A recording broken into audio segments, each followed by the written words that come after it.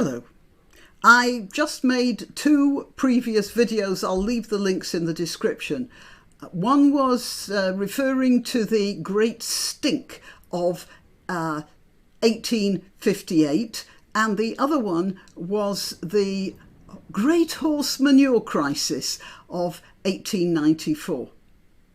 Now, I shall recap very briefly. The Great Stink was when the Thames was so full of effluent that people couldn't breathe, and there was awful disease being spread by the muck that was sludging its way along the Thames. And there were two ways you could do something about that. The first way was to run around with placards saying people shouldn't use the toilets anymore and they should shut down industry straight away so that the pollution would go away. Or you could build better sewers. Fortunately for us, in 1858, there was the problem. A year later, they were already starting to build new sewers because they could get their act together in those days, despite not having email. The next crisis was in 1894, when some expert predicted, in the Times newspaper no less, so that must have been true, that within 50 years, London will be, 3 yards deep in horse effluent. Because at that time there were hundreds of thousands of horses pulling loads in the London streets. And anyone in America will know that the same problem was happening in New York. What happened after 1894? Well, the motor car became very popular. There were already motor cars. Within 5 or so years of the predictions that this expert had given, Ford had come up with mass production, and there were also electric trams being used on the streets of London and motorised buses. And pretty soon, like within 20 years, there were hardly any horses on the streets. There were horses on the streets until the 1950s, I think. There was still rag and bone. Well, yeah, just a minute. There was a programme called Steptoe and Son, which featured a rag and bone company that had a horse and cart in the 60s. So, yeah, but nothing like the hundreds of thousands that were there before. And what happened with these cars? Did the government tell people, right, you can't own horses anymore, you have to buy cars? No, the government kept its sticky little hands off people's lives. The cars took over simply because they worked and they were more convenient. So, to refresh your memory, here's a London street in 1894, admittedly a rather posh street, but nevertheless, this is the London street in 1894, and this is another London street in 1910. That's just 16 years later. The petrol stations, they got started by oil companies who did that themselves. Nobody had to tell them to do it. They saw there was a market with the new cars coming out in production lines, and they just got busy putting petrol stations all over the place. The only aspect of the law that the government took over this was planning permission for various things to do with the supply of petrol to these petrol stations. You know, there would have been planning laws about what you could build, where you could build it, and the sort of safety precautions that would have to be taken to deal with a new petrol station. And that was as far as the government went. Oh, but now governments are so clever that they can tell people what to do and force them to change their method of transport top down.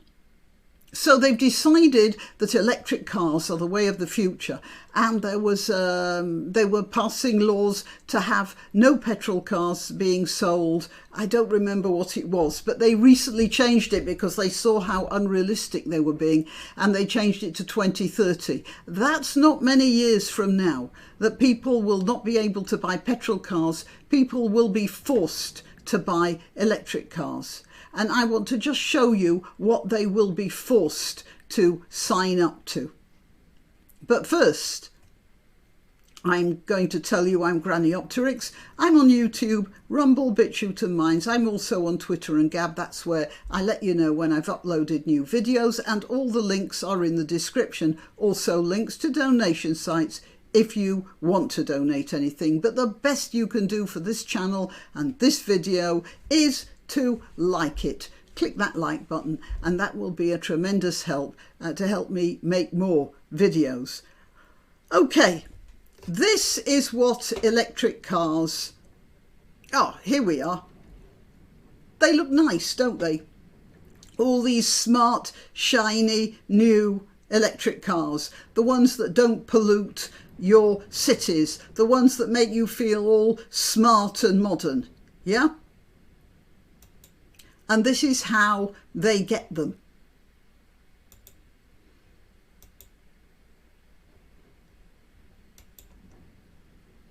Here's a child, you know, I don't know what, picking cobalt out of a pile of rocks. Here's another kid with a wheelbarrow. Here's some worker. Can you see the sort of safety conditions they have here?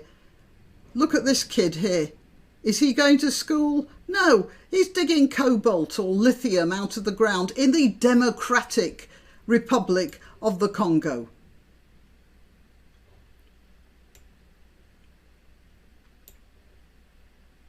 This is what electric cars sign up to. They go from here to China, where they're made into electric cars that frequently burst into flames.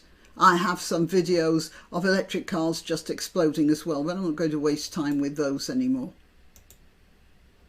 And just to get these nice shiny cars. And worst of all, it's not going to work here.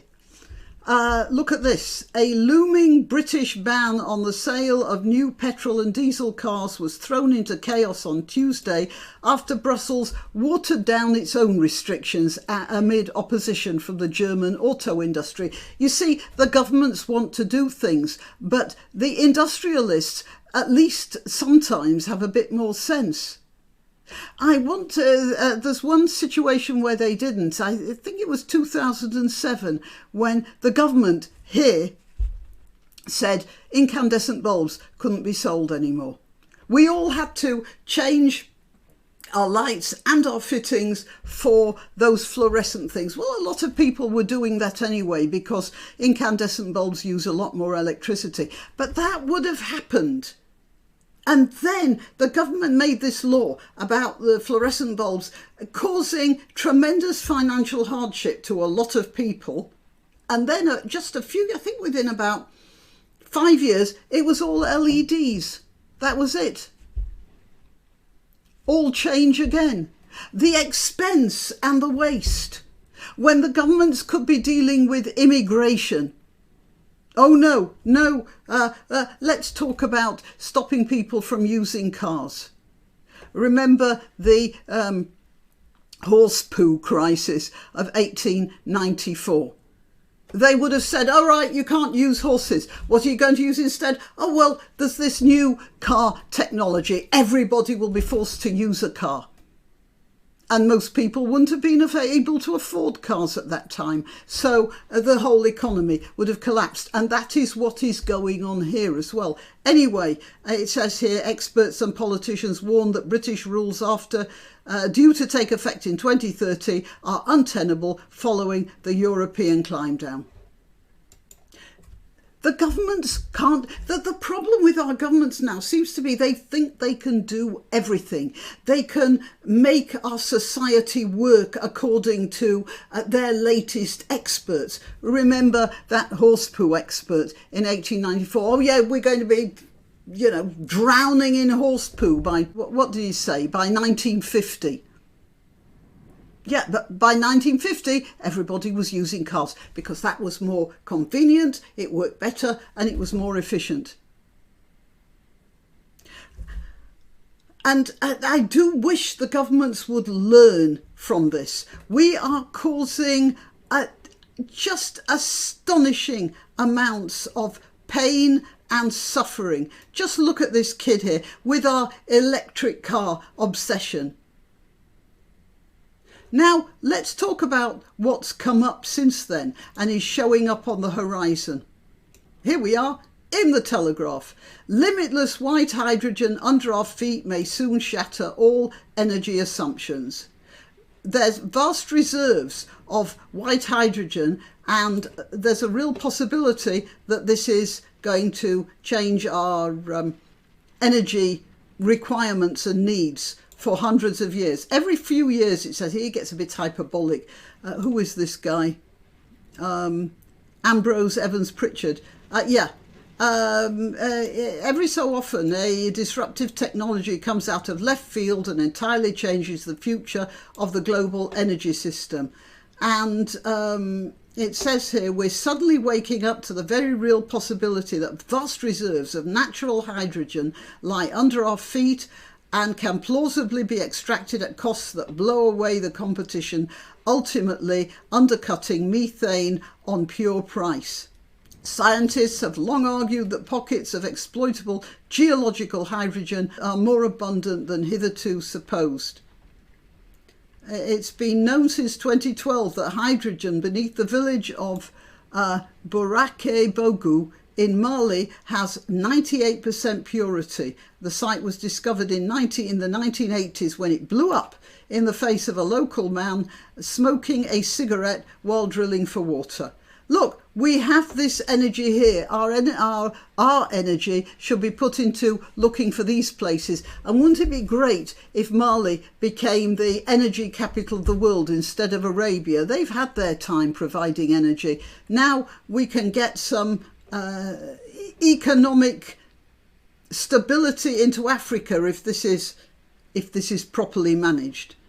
Okay, so there we are. So instead of these nice spanking new cars bought at the price of the lives of these kids, maybe instead of passing silly laws about forcing people not to use their petrol cars anymore,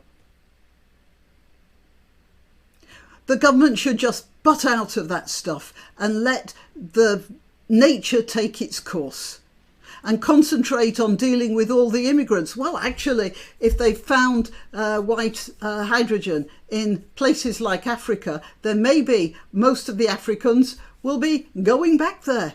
Now, there's a thought, isn't there? Okay, till next time. Why not treat yourself or a favoured relative or friend to these magnificent examples of merch? The mugs and t-shirts come in the granniopteryx design or Granbo with a firearm or the more deadly knitting needles. Go to www.granniopteryx.com and whatever platform you're watching this on, please click like, subscribe and share.